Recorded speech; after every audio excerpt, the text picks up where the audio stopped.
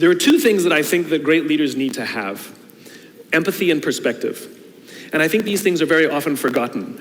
Leaders are so often so concerned about their status or their position in an organization, they actually forget their real job. And the real job of a leader is not about being in charge, it's about taking care of those in our charge. And I don't think people realize this, and I don't think people train for this.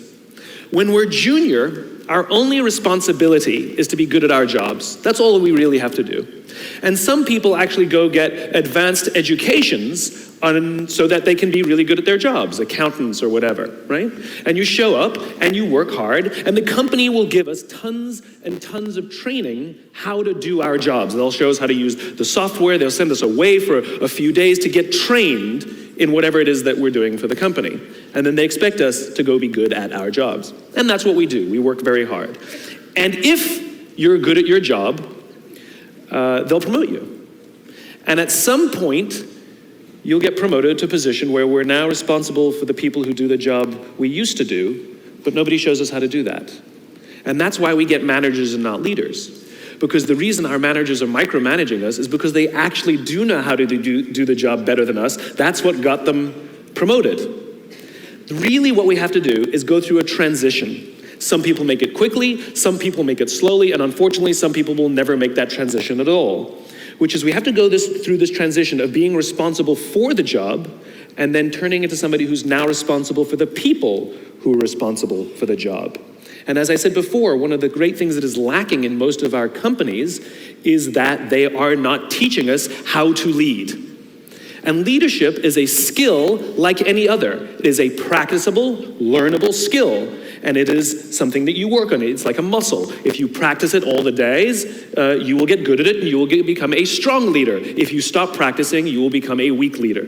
Like parenting, everyone has the capacity to be a parent. Doesn't mean everybody wants to be a parent, and doesn't mean everybody should be a parent.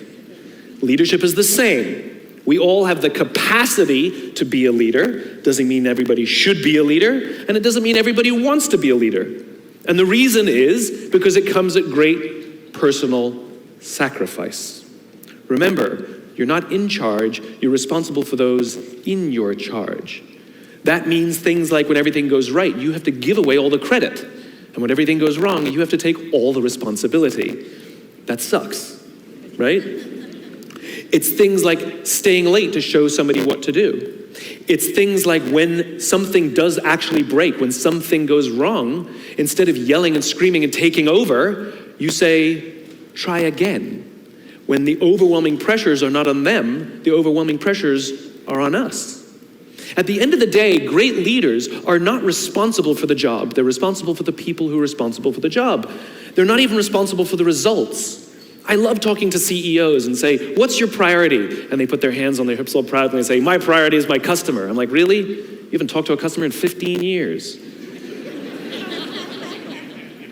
There's no CEO on the planet responsible for the customer. They're just not.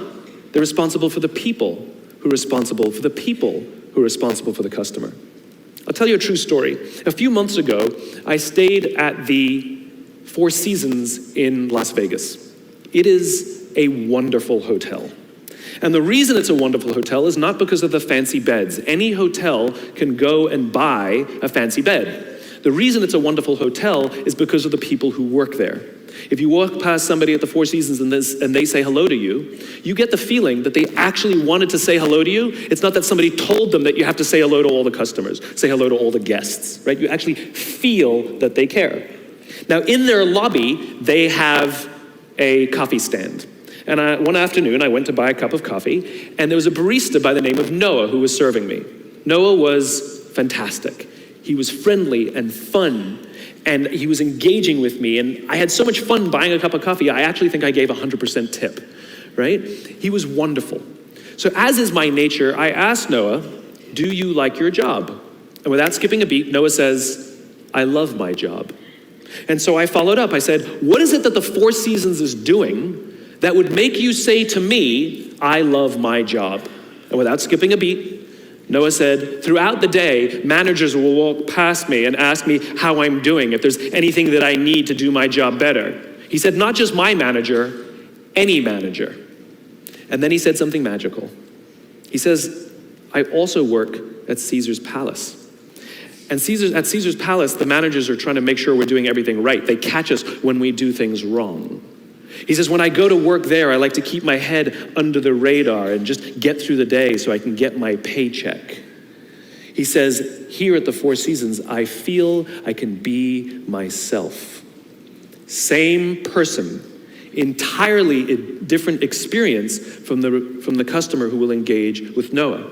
So we in leadership are always criticizing the people. We're always saying, we've got to get the right people on the bus. I've got to fill my team. I've got to get the right people. But the reality is, it's not the people. It's the leadership. If we create the right environment, we will get people like Noah at the Four Seasons. If we create the wrong environment, we will get people like Noah at Caesar's palace. It's not the people. And yet we're so quick to hire and fire. You can't hire and fire your children. If your kids are struggling, we don't say, you got to see at school, you're up for adoption. So why is it that when somebody has performance problems at work, why is it that our instinct is to say, you're out? We do not practice empathy. What does empathy look like? Here's the lack of empathy. This is normal in our business world. You walk into someone's office, someone walks into our office and says, your numbers have been down for the third quarter in a row. You have to pick up your numbers, otherwise I can't guarantee what the future will look like. How inspired do you think that person is to come to work the next day? Here's what empathy looks like. You walk into someone's office, someone walks into your office and says, your numbers are down for the third quarter in a row. Are you okay? I'm worried about you. What's going on? We all have performance issues. Maybe someone's kid is sick. Maybe they're having problems in their marriage. Maybe one of their parents is dying. We don't know what's going on in their lives. And of course it will affect performance at work. Empathy is being concerned about the human being, not just their output. We have, for some reason, our work world has changed over the past 20 and 30 years. We are suffering the side effects of business theories left over from the 80s and 90s. And they are bad for people, and they are bad for business. Let me give you an example. The concept of shareholder supremacy was a theory proposed in the late 1970s. It was popularized in the 80s and 90s. It is now standard form today. You talk to any public company and you ask them their priority and they say maximize shareholder value. Really? That's like a coach prioritizing the needs of the fans over the needs of the players. How are you going to build a winning team with that model? But that's normal today. We don't even perceive it as broken or damaged or wrong or outdated. Remember, the 80s and 90s were boom years with relative peace and a kinder, gentler Cold War. Nobody was practicing hiding under their desks in school anymore. We are no longer in those times. These are no longer boom years. These are no longer peaceful times, and those models cannot work today. Here's another one. Mass layoffs. Using someone's livelihood to balance the books, right? It's so normal in America today that we don't even understand how broken and how damaging it is, not only to human beings, but to business. You know, companies talk about how they want to build trust and cooperation and they announce a round of layoffs. Do you know the quickest way to destroy trust and destroy cooperation in a business, literally in one day? Lay people off, and everyone gets scared. Right? Can you imagine sending someone home to say, honey, I can no longer provide for our family because the company missed its arbitrary projections this year? And forget about the people who lost their job. Think about the people who kept their jobs. Because every single decision a company makes is a piece of communication. And the company has just communicated to everybody else, this is not a meritocracy. We don't care how hard you work or how long you've worked here. If we miss our numbers and you happen to fall on the wrong side of the spreadsheet, I'm sorry, we cannot guarantee employment. In other words, we come to work every day afraid. And we're asking our youngest generation to work in environments where how would any of us ever stand up and admit, I made a mistake? We're constantly being told, you have to be vulnerable. Leaders are vulnerable. What does that even mean? It doesn't mean you walk around crying, I'm vulnerable, right? No, what vulnerability means is you create an environment in which someone feels safe enough to raise their hand and said, I don't know what I'm doing. You've given me a job and I haven't been trained to do it. I need help. I made a mistake. I screwed something up. I'm scared. I'm worried. All of these things no one would ever admit inside a company because it puts a target on your head in case there's another round. And so we keep it to ourselves. And how can a company ever do well if nobody's ever willing to admit they made a mistake, that's scared, or they don't know what they're doing? And so we've literally created cultures in which every single day everybody comes to work and lies, hides, and fakes.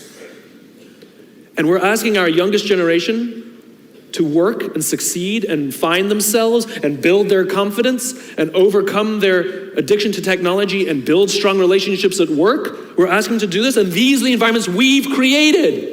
We keep saying to them, you're the future leaders. We're the leaders now.